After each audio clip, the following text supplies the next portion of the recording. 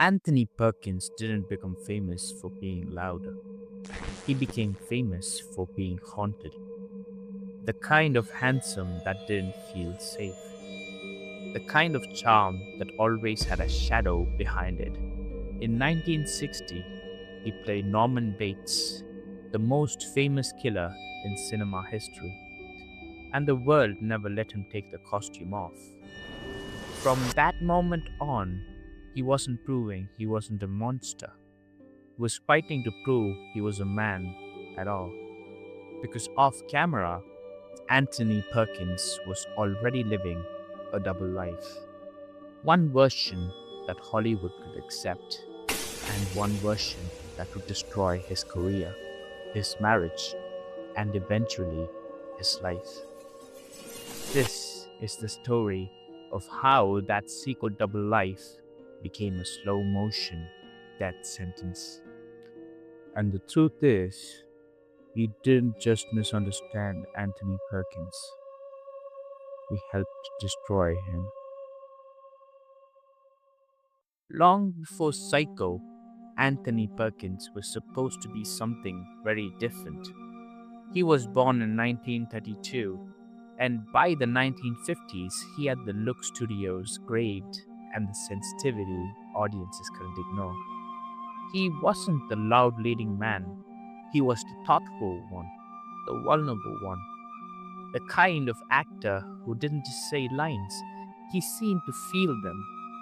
In 1956, he earned an Academy Award nomination for Friendly Persuasion, and on paper, that should have been the start of a long, smooth rise into Hollywood royalty, the kind where you grow older on screen with grace, collect prestigious roles, become a legend while still alive to enjoy it. But Hollywood wasn't built to protect people like him, it was built to package them. Back then, the studio systems didn't only shape careers, it shaped identities. A leading man wasn't just hired, he was engineered. Your image became a product, your private life became a liability. And if you had anything about you that didn't fit the era's definition of acceptable, you were taught to bury it so deep you'd forget it had a name. Perkins lived inside that pressure. He was talented, yes, but also private, restless, and visibly different in a way that made people curious. Curiosity becomes rumor, rumor becomes danger. In that time, even the suggestion that a young star might be gay could close doors silently, without explanation. No blacklist you could point to, just a sudden absence of opportunity. A phone that stops ringing, a smile that grows tighter because it has to.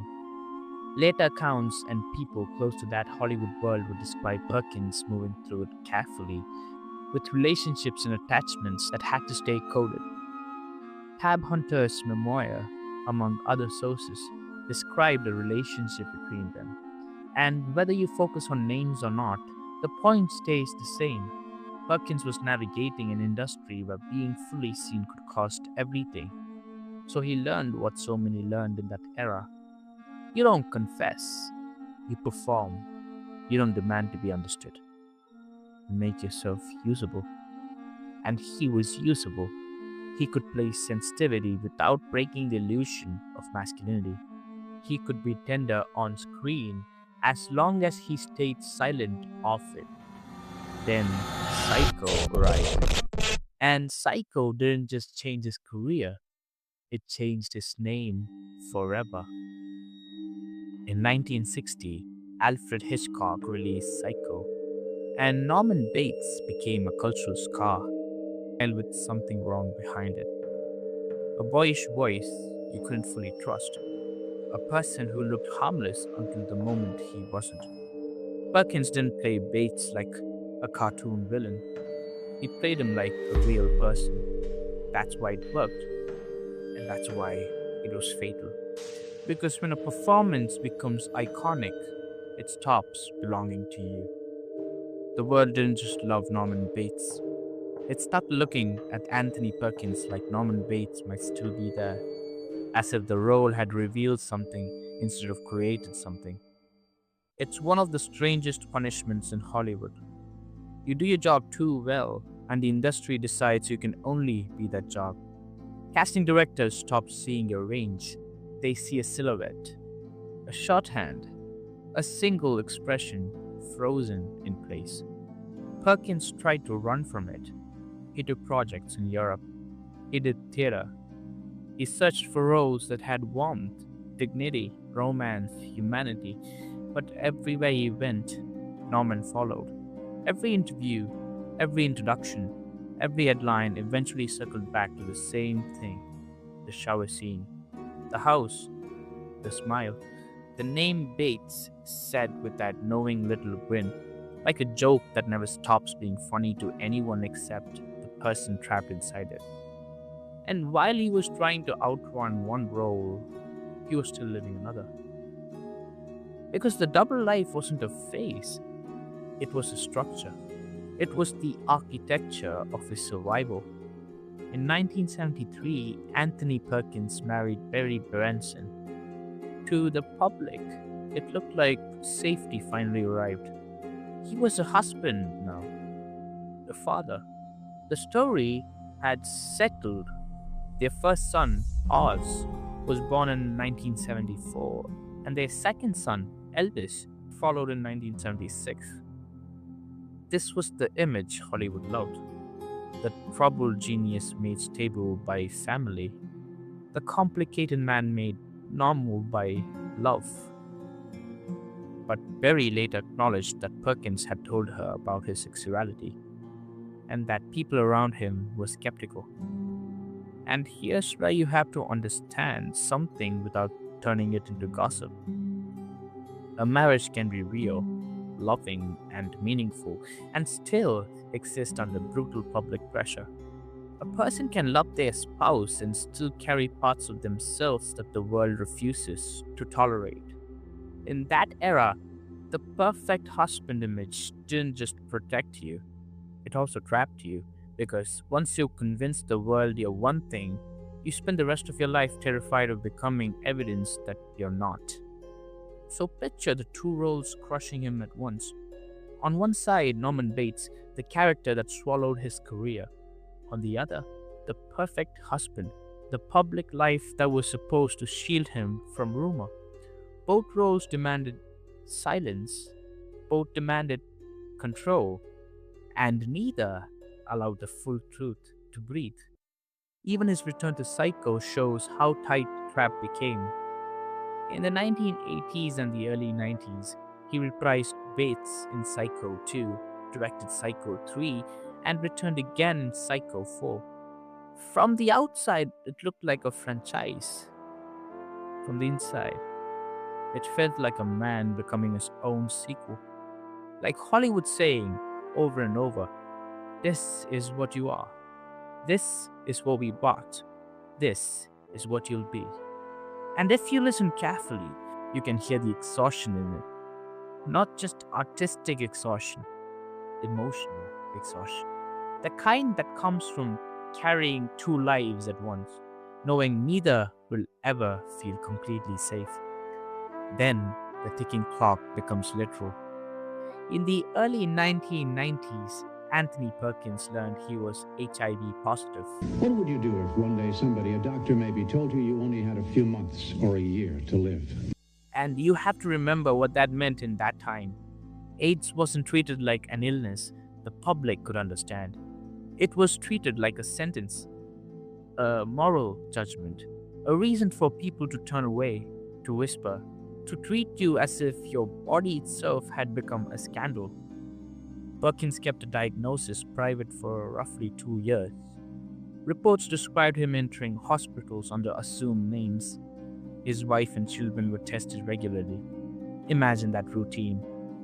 The quiet panic, the forced calm, the waiting, the way your mind tries to stay normal while your life becomes a corridor of fear. And he still kept working, because when your entire life has been built on maintaining an image, you don't suddenly stop performing just because you're in pain. If anything, the performance gets sharper. more controlled, more desperate.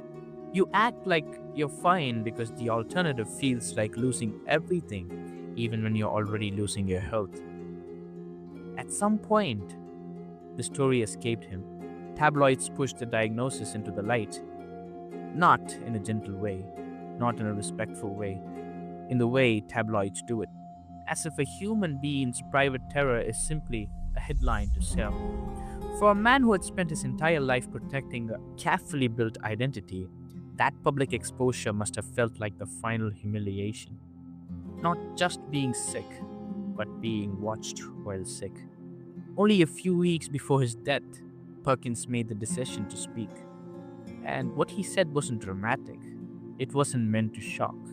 It was heartbreakingly human.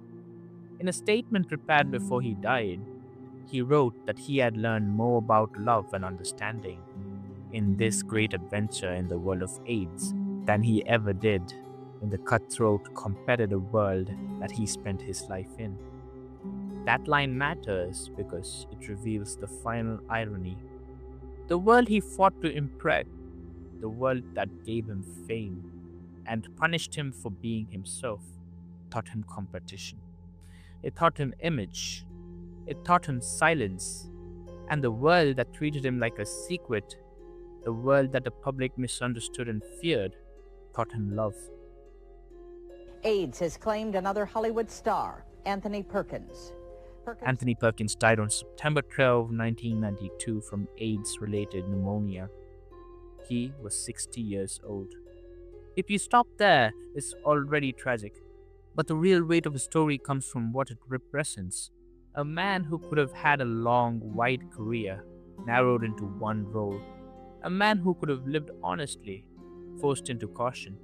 A man who was brilliant at portraying fear because he lived with it. Perkins wasn't destroyed by one secret. He was destroyed by the need to carry it alone, by the era that demanded he be a perfect man in public and a careful man in private, by an industry that trapped him inside Norman Bates and then acted surprised when he couldn't escape. And the thing that makes this story linger is that you can see it in his eyes, even in the early years, even before Psycho. That quiet tension, that guarded softness, like a man rehearsing how to survive every room he walks into. In the end, it wasn't Norman Bates that destroyed him. Norman Bates was just a mask the world recognized.